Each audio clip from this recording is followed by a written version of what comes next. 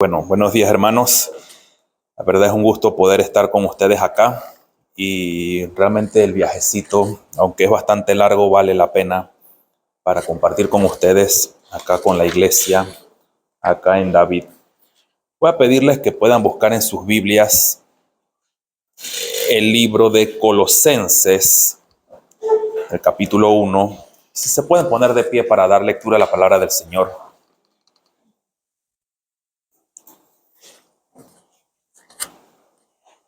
Pero antes de eso vamos a tener una oración para comenzar. Padre, queremos, Señor, en este tiempo agradecerte por tu infinita gracia y misericordia. Padre, reconocemos, Señor, que a pesar de estar aquí, Señor, en este tu día, Señor, reunidos como tu pueblo, Señor, como parte de tus ovejas, Señor, de este rebaño, Señor, sabemos que nuestras mentes han divagado, nuestras mentes han estado alejadas, Señor. Hemos estado pensando otras cosas, Señor, no te hemos amado con todo nuestro corazón, con toda nuestra mente y con todo nuestro ser. Padre, te pedimos perdón por eso, porque nos hemos reunido para alabarte y glorificarte a ti, Señor, en esta mañana. Padre, pero también tu palabra nos dice que si confesamos nuestros pecados, Señor, tú eres fiel y justo para perdonarnos. Y en este tiempo podemos entrar ante tu trono de gracia, Padre. Podemos estar delante de ti. Señor, y tu palabra que va a ser expuesta, Señor, pueda ser clara, pueda ser entendible, pueda animarnos y exhortarnos, Señor, a todos los que estamos presentes, Señor, para que pueda ser de edificación, pueda ayudarnos a crecer más, Señor, pero seguir con esa esperanza que tenemos en ti. Padre, gracias por cada uno de los presentes acá, Señor, bendice este tiempo, que tu palabra es abierta y expuesta. En nombre de Cristo Jesús. Amén. Hermanos, allí, si están, ya encontraron en sus Biblias el libro de Colosenses en el capítulo 1, versículo 24 a versículo 29, dice: Ahora me gozo en lo que padezco por vosotros y cumplo en mi carne lo que falta de las aflicciones de Cristo por su cuerpo, que es la iglesia, de la cual fui hecho ministro, según la administración de Dios que me fue dada para con vosotros, para que anuncie cumplidamente la palabra de Dios, el misterio que había estado oculto desde los siglos y edades, pero que ahora ha sido manifestado a sus santos, a quienes Dios quiso dar a conocer las riquezas de la gloria de este misterio entre los gentiles, que es Cristo en vosotros, la esperanza de gloria, a quien anunciamos, amonestando a todo hombre y enseñando a todo hombre en toda sabiduría, a fin de presentar perfecto en Cristo Jesús a todo hombre, para lo cual también trabajo, luchando según la potencia de Él, la cual actúa poderosamente en mí. Esto que hemos leído es la palabra del Señor. Pueden tomar asiento, mis queridos hermanos. Bueno, nosotros vamos estudiando un poco acerca del libro de Colosenses. Vamos a notar que es un libro bastante interesante. No sé cuántos han tenido la oportunidad de leerlo de manera completa o estudiarla, pero para poder entrar a estos versículos podemos ver de manera muy rápida lo que nos dicen los versos anteriores. Usted puede ver que el 1 y 2, Pablo está dando un saludo a la iglesia en Colosas. Pero versículo 3 al versículo 8, Pablo está dando gracias al Señor por la iglesia. Él dice, siempre orando por vosotros. ¿Por quiénes son estos vosotros? Dice la iglesia en Colosas. Pero versículo 9 al 12, Pablo está orando por esta congregación, pero específicamente el versículo 10 dice, para que andéis como es digno del Señor. No solamente estaba orando por ellos, sino le estaba enfáticamente diciendo para que se mantengan en el camino del Señor. Versículos 13 al 23. Él está haciendo una explicación cristológica, es decir, una explicación acerca de Cristo. Y él empieza a hablar, ¿quién es este Cristo? Versículo 15 dice, Él es la imagen del Dios invisible, el primogénito de toda creación. Y él explica toda una cristología allí. Para entonces llegar a la porción que tenemos, que es versículo 24 al 29, y es el tema del día de hoy, es que hay una vida nueva en Cristo Jesús.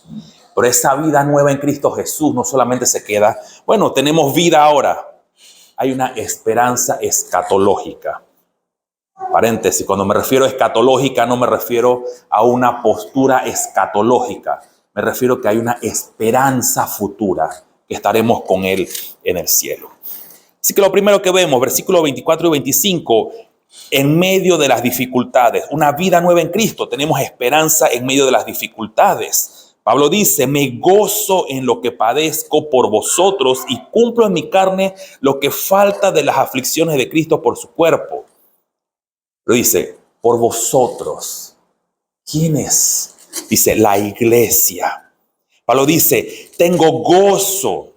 Si usted ve el versículo 12 y versículo 13, también dice, con gozo dando gracias al Padre que nos hizo aptos, el cual nos ha librado de las potestades de las tinieblas. Pablo dice, ese gozo que tengo a pesar de lo que estoy pasando. Pablo estaba preso. Pero dice, tengo gozo, algo muy tangible en su vida, no de manera abstracta o de una manera etérea como los filósofos griegos. Dice, hay gozo. Y ese gozo es solamente por medio de la obra de Cristo que ha obrado en él. Cristo vivió una vida en perfecta obediencia al Padre. ¿Cristo pecó en algún momento? Jamás. Cristo vivió perfectamente la ley de Dios.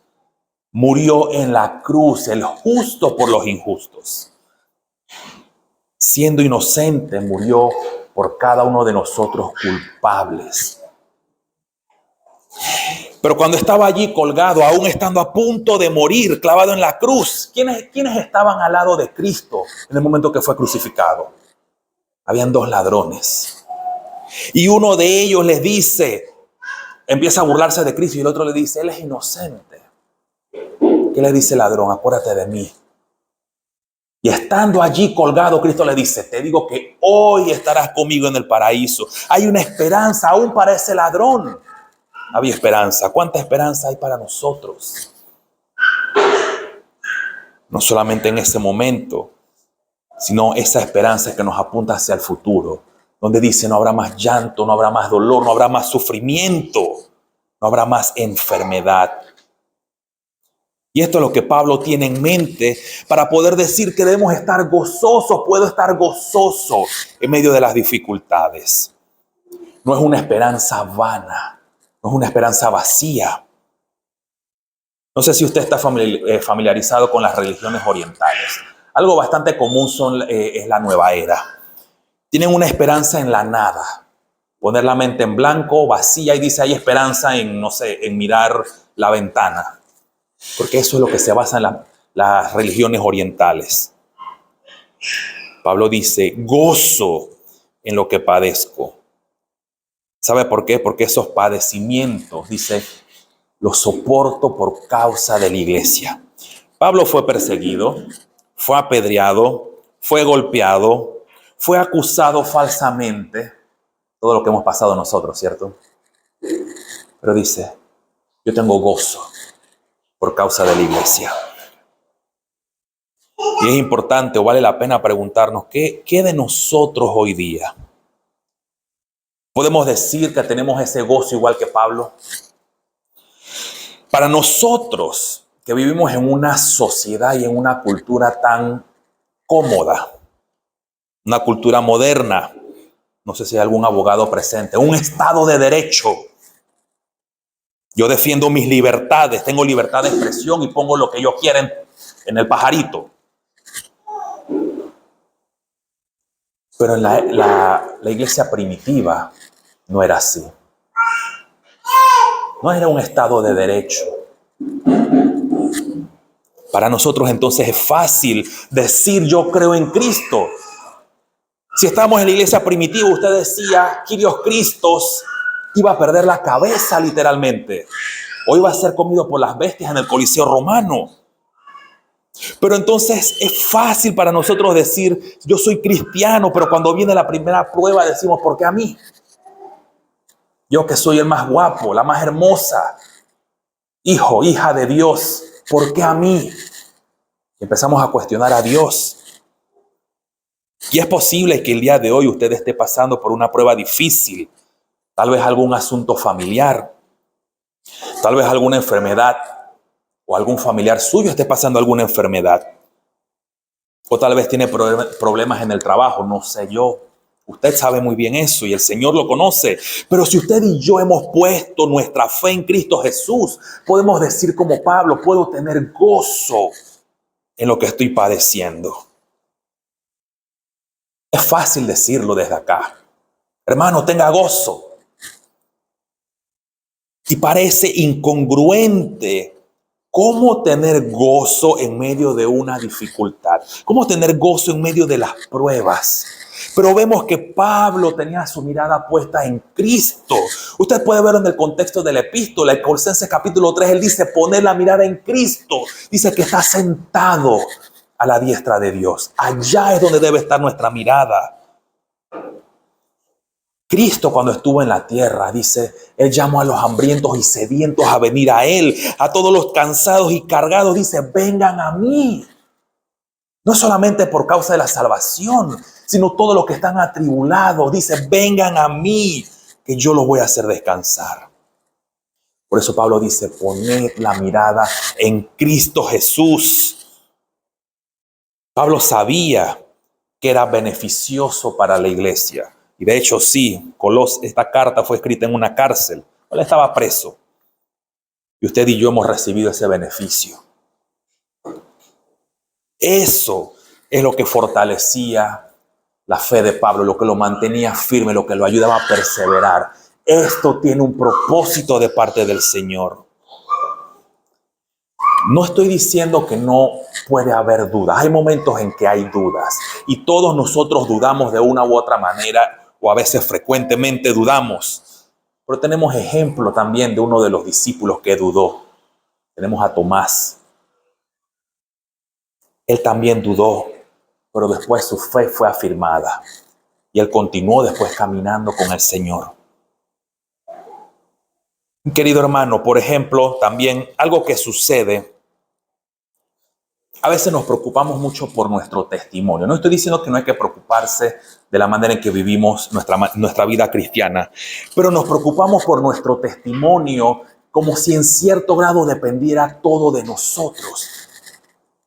Sí tenemos que cuidar la manera en que vivimos, pero la santificación como tal no depende de nosotros. Depende del obrar del Espíritu Santo y de las Escrituras que cada día, dice, para que crezcamos en la gracia y conocimiento de nuestro amado Salvador Jesucristo. Ese obrar del Espíritu Santo, ese testimonio nuestro, depende de cómo está obrando Dios en nosotros. Por eso, cuando pensamos entonces en el testimonio, ahora lo pongo entre comillas, o en el qué dirán de cómo vivo, a veces la gente siempre va a opinar algo. Si uno hace algo bueno, vienen los burladores. Pero si hace algo malo, también están los burladores allí esperando. Entonces dependemos del Señor. Poner la mirada nuevamente en Cristo, en ese gozo. Pablo estuvo preso por causa del Evangelio. Por eso dice las aflicciones de Cristo por causa de su iglesia. Nadie quiere estar preso. Pablo posiblemente no quería estar preso, pero dice, lo soporto por causa de la iglesia. Mi amigo, mi hermano, cuando usted y yo actuamos mal o desfallecemos en las dificultades, debemos recordar que debemos poner nuestra mirada en Cristo. Debemos regresar a Él. Es por su nombre, no por el nuestro. Hay muchos ejemplos en la Biblia que tenemos. Todos estos hombres que nosotros admiramos en el Antiguo Testamento, pero ninguno de ellos tuvo una vida perfecta. Y pues, el ejemplo más que me viene a la mente es Abraham. ¡Ay, el padre de la fe! ¡Wow! Sí, la fe que tenía Abraham cuando fue a sacrificar a su hijo. Y allí el ángel detuvo la mano de Abraham. Pero ¿quién recuerda también lo que hizo Abraham con Sara cuando fue a Egipto? Él le dijo, no, esa no es mi esposa, esa es mi hermana. ¿Qué pasó con el gran Moisés, el libertador? Dios le dijo, háblale a la roca. Pueblo, y le pegó a la roca. No es por nosotros. No depende de nosotros. Siempre debemos buscar y mirar a Cristo. En las adversidades, entonces, en vez de cuestionar a Dios, en vez de renegar acerca de Dios, lo soporto por causa del Evangelio, por causa de Cristo. Pablo lo soportó por nombre de Cristo, porque beneficiaba a la iglesia. ¿Cuánto más nosotros? ¿Sabe por qué? Porque ahora sí el verdadero testimonio que damos, la reacción que nosotros mostremos, da evidencia de aquel Dios que proclamamos. Si cuestionamos a Dios, estamos mostrando una imagen de Dios que no es lo más. No digo que no podemos dudar, sino que a veces cuando cuestionamos de manera irreverente, no estamos mostrando cómo es nuestro Dios. Versículo 26 al 29. Cristo es la única esperanza del creyente y del hombre. Así que lo primero que vemos, versículos 26 y 27, es que Dios se da a conocer por medio de su Hijo. Dice, misterio que había estado oculto desde los siglos y edades, pero que ahora ha sido manifestado a sus santos, a quienes Dios quiso dar a conocer las riquezas de la gloria. Para nosotros esto pasa bastante desapercibido, pero hay mucha profundidad en lo que está diciendo Pablo aquí. Dice, un misterio. Ahora bien, la pregunta que surge es, ¿qué es ese misterio? ¿En qué consiste ese misterio? Él dice, es un misterio que estuvo oculto por mucho tiempo, pero ahora ha sido revelado. Si usted recuerda lo que dice Génesis capítulo 3, versículo 15, desde allá atrás, justo en la caída, en Génesis capítulo 3, versículo 15, Dios hace una promesa de un Salvador. Dice, pondré enemistad entre ti y la mujer, entre tu simiente y la simiente suya. Hay la promesa de un Salvador. Justo allí en Génesis capítulo 3, versículo 15. Pero si vamos a Deuteronomio, y una vez más, tenemos al gran libertador Moisés. Pero en el capítulo 18 de Deuteronomio,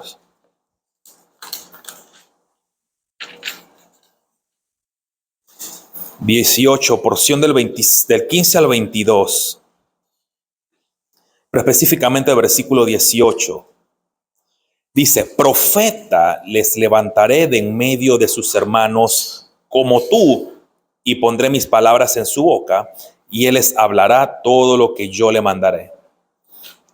Profeta como tú, ¿quién es ese? La Nueva Versión Internacional dice, por eso levantaré entre sus hermanos un profeta como tú. ¿Con quién está hablando Dios? ¿Con quién está hablando Dios? Está hablando con Moisés. Y él dice, yo voy a levantar un profeta como tú, un nuevo Moisés. ¿Por qué un nuevo Moisés? Porque aunque Moisés fue libertador, el dador de la ley, él lo recibió en el monte Sinaí. Cristo es mayor que Moisés. Cristo es el libertador de los pecados. Él nos ha dado una nueva ley, dice, la ley de la libertad. Por eso el contraste entre Moisés y Jesús. Jesús es mucho mayor. Y dice, un profeta como tú, pero mucho mejor. Perfecto. Que va de acuerdo a lo que Dios ha establecido. Pero también acá nos habla de que hay una esperanza por medio de su Hijo. Dios ha prometido que a todos los hombres que creen en Él, dice, les voy a dar un corazón nuevo, les voy a dar un espíritu nuevo. Hay profecías de eso, profecías de un Salvador en Génesis, profecías de un nuevo profeta mayor que Moisés. Pero dice, tendrán un nuevo corazón. La ley va a estar escrita en los corazones. También nos dice el profeta Jeremías y también está en el libro de Hebreos. Pero mucho mayor también, y todo esto va tomando forma en el rompecabezas. Y dice, yo voy a pondré mi espíritu en cada uno. Y en Joel se profetiza. Pero ¿dónde vemos el cumplimiento de eso? En el libro de Hechos. Dice, derramaré mi espíritu. ¿Por qué? Porque todo ese misterio que estaba oculto nos estaba apuntando a Cristo y a su iglesia. En el Nuevo Testamento. Y usted lo puede ver en Efesios también, capítulo 3, del versículo 1 al 7, donde Pablo empieza a decir misterio que en otras generaciones no se dio a conocer a los hombres, pero ahora es revelado a sus santos y profetas por el Espíritu, versículo 6 de Efesios capítulo 3, que los gentiles son coherederos y miembros del mismo cuerpo. Es decir, todo el pueblo de Dios conformado tanto de judíos como de gentiles. Porque el pueblo de Dios, dice, él iba a traer a todos, dice, como una gallina trae a los pollitos. Dice, yo voy a traer a los míos hacia mí. Es por eso entonces que por medio de la obra salvífica de Cristo, ahora podemos tener un entendimiento competente, no perfecto, de Cristo, competente de la obra redentora de Dios que había determinado desde antes de las edades. Esto no es una improvisación de parte de Dios. Esto es la historia de la redención, mi querido hermano, que Dios ha establecido desde antes de la fundación del mundo y llegar a su consumación al final. Efesios nos dice que son las riquezas de su gracia. Y Colosenses nos dice las riquezas de su gloria. Dos nombres diferentes para hablar de lo mismo.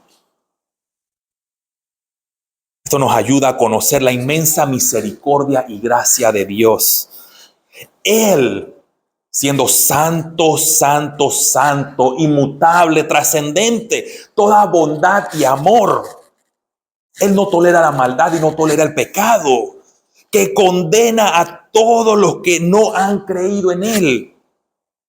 A todos los pecadores no se han arrepentido, dice, serán arrojados al lago de fuego.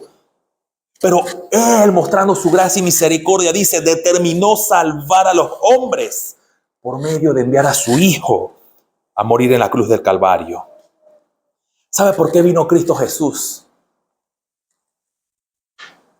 Sí, para salvarnos, para que creamos en Él, para demostrar su amor.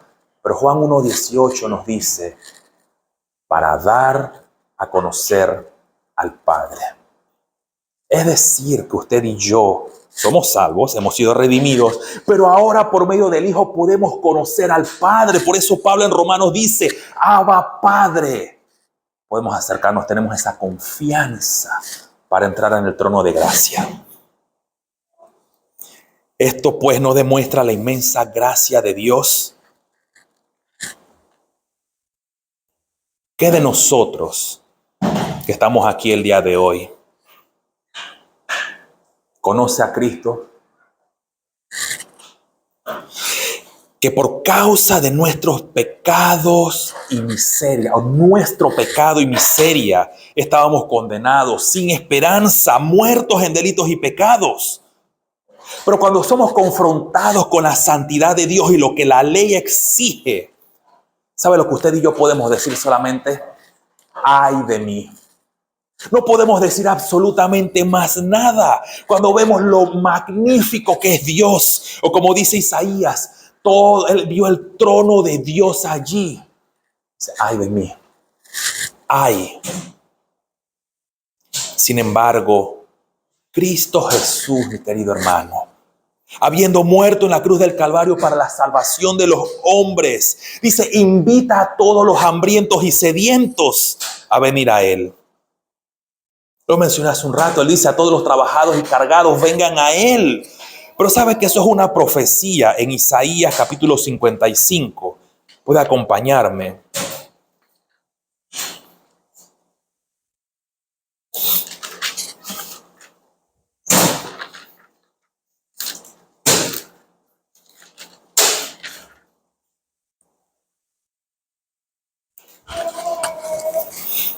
Dice, a todos los sedientos, venid a las aguas, y los que no tienen dinero, venid, comprad y comed. Venid, comprad sin dinero y sin precio vino y leche. Ahí está haciendo la invitación, también una profecía dice, vengan a comprar sin dinero. Hay leche, hay vino, disfruten, llénense de comida. Tienes hambre, ven y toma leche. Celebra, toma vino. Es en mi casa. Es lo que dice Dios aquí. Ahora entonces que hemos creído en Cristo, todos podemos ver que ya no vivimos para el pecado, sino para Cristo. Gálatas dice, con Cristo estoy juntamente crucificado y ya no vivo yo, más Cristo vive en mí. Hemos hallado entonces perdón de nuestros pecados por medio de la sangre del Cordero que quita el pecado del mundo. Efesios dice, los gentiles, porque el pueblo de Dios está constituido por los santos del Antiguo Testamento y los santos del Nuevo Testamento. Eso nos incluye a nosotros. Un solo pueblo del Señor, no dos ni tres, uno solo. Todos los santos del Antiguo Testamento tenían que mirar hacia Cristo, porque todo apuntaba a Cristo, a su obra, por medio de los tipos, figuras, sombras, de todo lo que estaba en el tabernáculo, en el templo, nos apuntaba a Cristo. Pero nosotros ahora debemos mirar hacia atrás en todo lo que sucedió por medio de su obra perfecta. Vivió perfectamente la ley, muere en la cruz, el inocente por nosotros. Por eso, ambos, tanto de la antigua dispensación como de la nueva dispensación, Antiguo Testamento y Nuevo Testamento, reconocemos que nuestra ciudadanía no está acá. Yo sé que acá está el Estado independiente, ¿no? Pero no importa si es de la ciudad o del Estado independiente acá en Chiriquí. Una sola ciudadanía, la celestial. Y lo dice Hebreos, dice, Abraham estaba esperando la ciudadanía. Él estaba mirando hacia allá. Moisés, cuando vio Canaán, dice, bueno, tú no vas a entrar, pero ve allá a la montaña y mira, ahí está Canaán. Usted y yo podemos ver en Apocalipsis un poco de lo que va a venir. No habrá más llanto, ni dolor, ni sufrimiento, dice Apocalipsis 21. Ser perfeccionados en Cristo, versículo 28 y versículo 29. A quien anunciamos, amonestando a todo hombre y enseñando a todo hombre en toda sabiduría, a fin de presentar perfecto en Cristo Jesús a todo hombre. Después de explicar toda la cristología, Pablo procede a lo práctico. Una pregunta, ¿se puede tener algo práctico de la doctrina? Evidentemente sí, porque la doctrina simplemente nos dice cómo debemos vivir. Es más, la palabra doctrina se traduce como enseñanza. Así que siempre tiene que llevarnos a la práctica, a lo aplicable. Es por eso entonces que por causa de la gran salvación que tenemos en Cristo Jesús, Pablo dice cómo debemos vivir. Versículo 28 dice, dar a conocer las riquezas, 28, enseñándonos a todo hombre a vivir en sabiduría para ser presentado perfecto o ser maduro. El libro de Proverbios y el libro de Santiago. Algunos llaman a Santiago el Proverbios del Nuevo Testamento. Proverbios capítulo 1, versículo 7 nos dice, el principio de la sabiduría es el temor de Jehová. Y Santiago 1:5 nos dice, si alguno tiene falta de sabiduría, pídale a Dios, el cual da a todos abundantemente y sin reproche, y va a ser dada. Pero una vez más, la sabiduría tampoco es algo abstracto. Si usted ve el capítulo 2 de Proverbios, dice cómo se puede llegar a ser sabio. Dice, hijo mío, presta tu oído a la sabiduría, a la inteligencia, inclina tu corazón al consejo. Entonces entenderás sabiduría. Es decir, que si nosotros escuchamos atentamente lo que dice la Biblia, prestamos atención a todo lo que Dios nos dice, cómo debemos vivir y lo aplicamos, entonces vivimos esa sabiduría que se requiere. Eso es lo que dice prácticamente Proverbios y Santiago. Pero también nos habla acá Pablo, perfectos en Cristo, maduros o ser perfeccionados. La palabra griega telion. Pero la idea aquí no es solamente perfeccionado que terminó la obra, sino es un progresivo, o es frecuente, dice, siendo perfeccionado hasta llegar a la meta, es la idea que se transmite. Es decir, que cada día tenemos que ir siendo perfeccionados hasta llegar a la meta. Pablo acá también habla acerca de lo que requiere cómo vivir el hombre. Y hay tres cosas que nosotros debemos ver en la salvación. Aunque Pablo no lo explica de manera explícita, sino un poco implícita. Nosotros cuando hablamos de la salvación, lo podemos hablar de una manera general, pero hay varios aspectos que están dentro de ella. Lo primero es la justificación.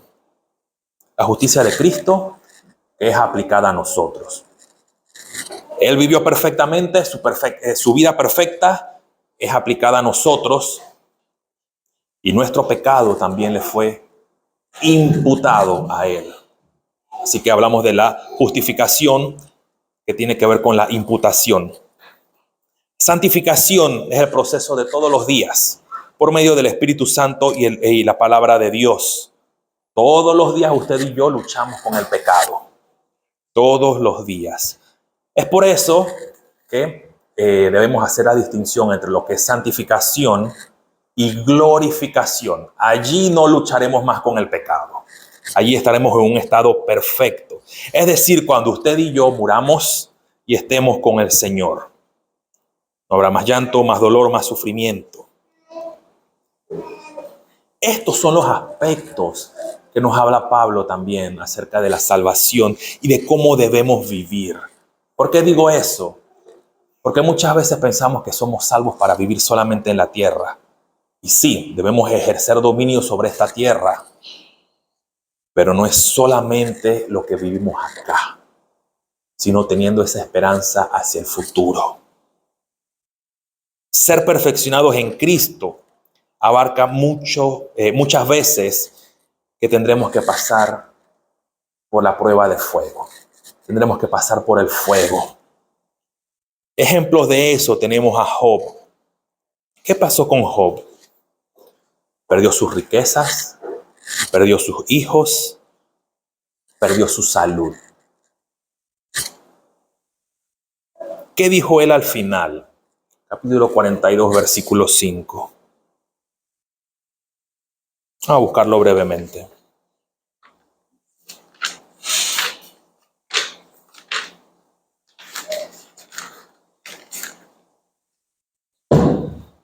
De oídas te había oído, mas ahora mis ojos te ven. Él sabía de la existencia de Dios. Él conocía, él sacrificaba por si sus hijos habían pecado. Pero él dice, yo te había oído, pero ahora mis ojos te ven.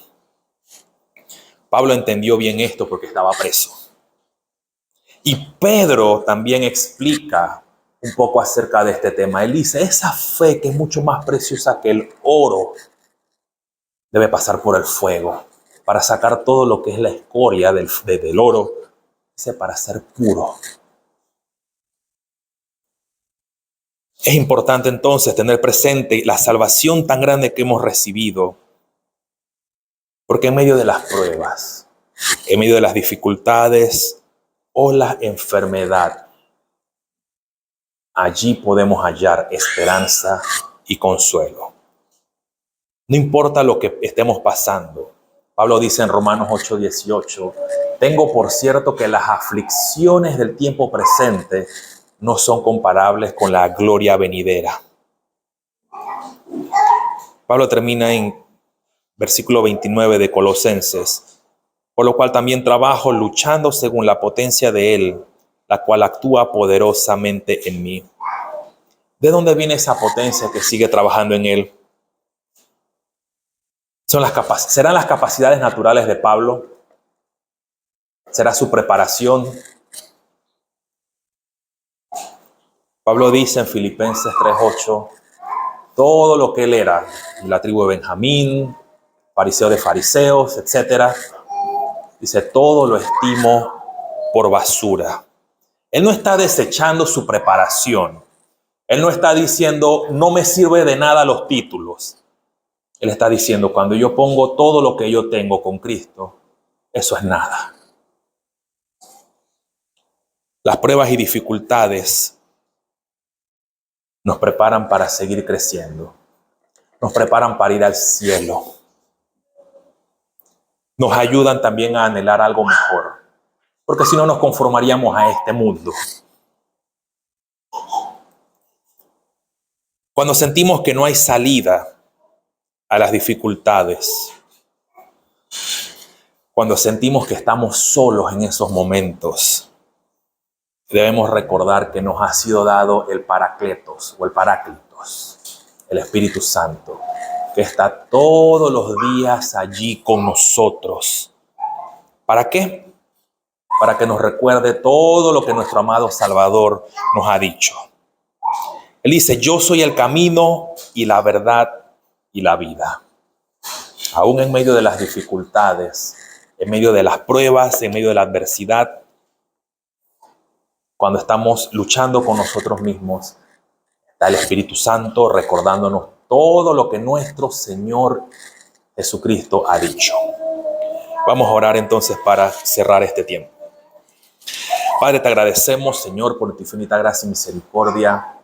Hemos podido estar aquí reunidos, Señor, escuchando tu palabra. Padre, gracias por esta porción, Señor, que nos recuerda que tenemos vida en ti, Señor, que tenemos esperanza, Señor, en medio de las dificultades, que no solamente tenemos una esperanza nosotros, sino aquellos que no han creído en ti. Padre, pero a pesar de estar en este mundo, Señor, y todo lo que vivimos, también tenemos esperanza de que nuestra mirada debe estar puesta hacia el futuro, Señor, y no aquí en esta tierra. Padre, gracias por cada uno de los hermanos presentes acá, Señor. Ayúdales a perseverar, Señor, a seguir fieles, a seguir creciendo más y más, Señor, en tu gracia y conocimiento.